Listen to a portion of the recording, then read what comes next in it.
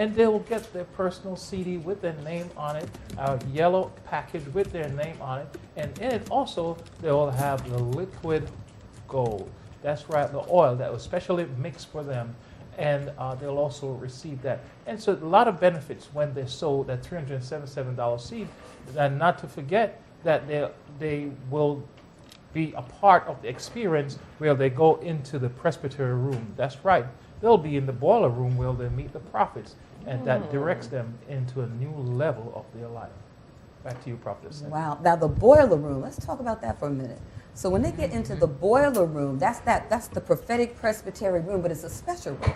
That boiler room, when you do $300 or more, well, that gains you access to get into that room. And what makes it special? When you sold that seed of $300 or more to get into the boiler room, well, here's what happens. You're going to get the word of the Lord from the prophet in there. But that's not all you're going to get. Because after that prophet ministers the word of the Lord to you, they're going to ask if you have a question.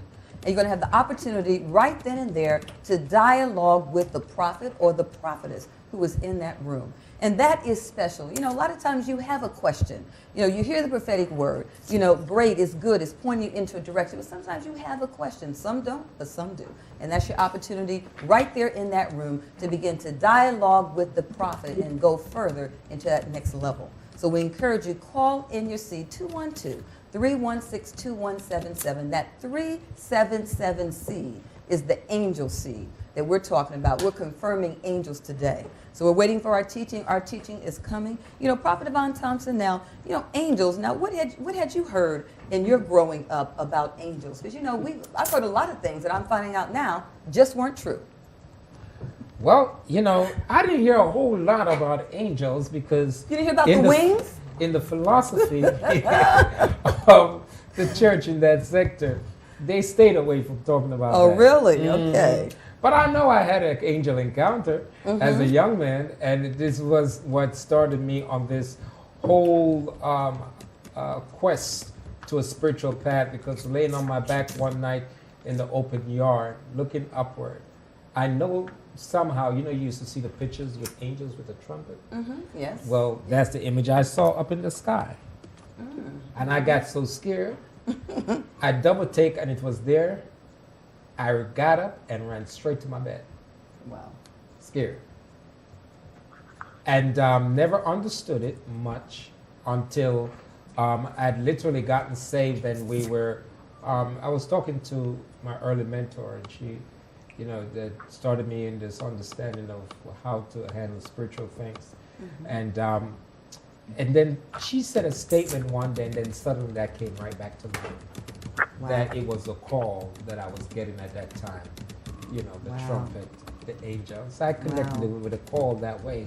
But in Sunday school, we kind of had a different kind of Sunday school. Oh, you did? Okay. Yeah, because at the time I got saved, I was like 15. And so I was literally helping my Sunday school teacher to prepare his lesson. And some of those subject matters weren't for that age group at that time. Okay. It was more different kind of matters. But Okay. with a ministry that delved a lot into the miracles and stuff like that, certain words weren't like very widely used. Okay, gotcha. So that's what happened. Well, you know, I always was taught in my Sunday school, we were always hearing about angels and the form and the figure and the wings and all that. You know, and I'm learning so different right now. And not that you can't see that, but that's, you know, angels can be just thoughts. Yes. And angels can be a thought that God gives someone standing right next to you or sitting right next to you. And they can be your angel because God is moving in them and telling them to carry out a mission or something for you. And that can be your angel right there. It doesn't have to be anything that you necessarily see, and we're not discounting that. We're just saying don't look for them to always come in a shape or a form. You know, God moves however God moves. You have to be open to that. And so as I don't know if you were with us last Tuesday, Prophet Robert Miola was talking about going into a court situation and how he had written to the angel of the cop that gave him a ticket. And guess what? When he got in there, everything began to change. And the cop looked at him and winked. we were laughing about that. We said, well, have you ever had a cop wink at you? But, you know, God moved through that cop. Right. And Prophet Miola started something by using one of the principles. And that was he wrote to his angel. He wrote to the angel of the cop. and told him how he wanted this to end. And it ended the way he wanted. He didn't want to pay the ticket. And that's exactly what happened. It got dismissed. And so, we're trying to get you not to have a narrowed down version of angels and have an expansive version, knowing that angels can be thoughts, angels can move through anyone, but that you need to put that out there and put your angels on assignment. The things that you want, give them assignment. That can be writing, that can be saying. I think Master Prophet had some of us writing down 100 times certain things that we wanted. Angel of prosperity, come to me right now. Wow. Okay, all And we right. begin to have individuals within a week. One individual within 3 days, a large sum of money showed up in his life. Wow. That is powerful. Miracles can come through angels. And it's really just how God moves through someone to work on your behalf. It might be just a thought that you have. That can be an angel. You can be in a situation and God can send you a thought telling you what to do. Might be something you weren't even thinking of. And that can be an angel sent to you, directing you and guiding you.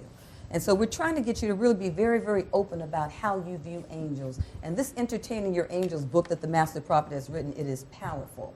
And we're going to be in that today. They're going to be posting a link for us shortly into the chat room so you can share right along with us. And I think what we might do, do all the prophets up here have the book? Maybe we'll just go ahead and get started. And someone can let me know when they see it get posted into the chat room. And then we'll just point you in that direction so you can follow along with us. So we're going to be in chapter number 4, under the section where it says, Inquire of the Lord. And we're going to have Prophetess Angel Cade. If you can go ahead and start beginning to read there. Yes, Prophetess Cynthia. Chapter 4, Inquire of the Lord. Now there was a man, and I'm reading from 1 Samuel 9, verses 1 through 2. Now there was a man of Benjamin, whose name was Kish, the son of Abiel, the son of Zerah, the son of Bechorath, the son of Elkanah, a Benjamite, a mighty man of power, and he had a son whose name was Saul, a choice young man, and a goodly. And there was not among the children of Israel a goodlier person than he. From his shoulders and upward he was higher than any of the people. Saul was a Benjamite. Benjamin means son of my right hand. Benjamin was the brother, possibly the full brother of Joseph. Joseph was put in prison by his brothers. Joseph's father gave him a coat of many colors. Esoterically, that means that Joseph had a greater imagination than the rest of his brothers. Wow, now that's interesting. So I like that esoterically. A coat of many colors was talking about the vividness of his imagination. Wow, now that I never saw it like that. That's powerful. Okay, go ahead. And before you continue, those are in the book. What page is that on in the book? So we are reading from page 59 in the the first full paragraph on the page. Okay, so those who have the book, you got it, page 59. Those who, well, I don't think they got it in the chat room yet, so we are looking for that. And when they catch up with us and put it in the chat room, we'll let you know. Okay. That's why individuals that don't have it, now you see why you need a book. Right? Sow the seed to get the you're right. And you know what? Wow. It's only going to take you a seed That's all. to get the book. Amen. So that's one of the reasons why you should call in right now and say, I want my angel book. Can I tell them what that's? Yes. Go ahead and sow that $200 seed. And you know what? It's not just about the book. We're not selling book. We're giving you an experience. And you're going to be able to get into the virtual Purpose Retreat room, and you will get complimentary the book, so you can read along, change your world by recognizing that you're never alone. He has given his angels charge over thee to keep thee. All right. And when you sow that seed, make sure you tell the operator you're sowing that $200 seed for the angel book. That's so they can put that right there in your order to make sure that that goes out to you. Because you don't want to miss this. And we're moving through this. The Master Prophet has really graced us to be able to go deeper in depth about angels. And so we're sharing that with you now. And again, you can call that number 212-316-2177. So your $200 seed donation for the angel book. And make sure you let the operator know that when they get you on the phone, because we're going to make sure that you get this in your hand, because we'll be teaching periodically from this. There's so much revelation here that we don't want you to miss out on anything. And then those who aren't doing that $200 seed for the angel book,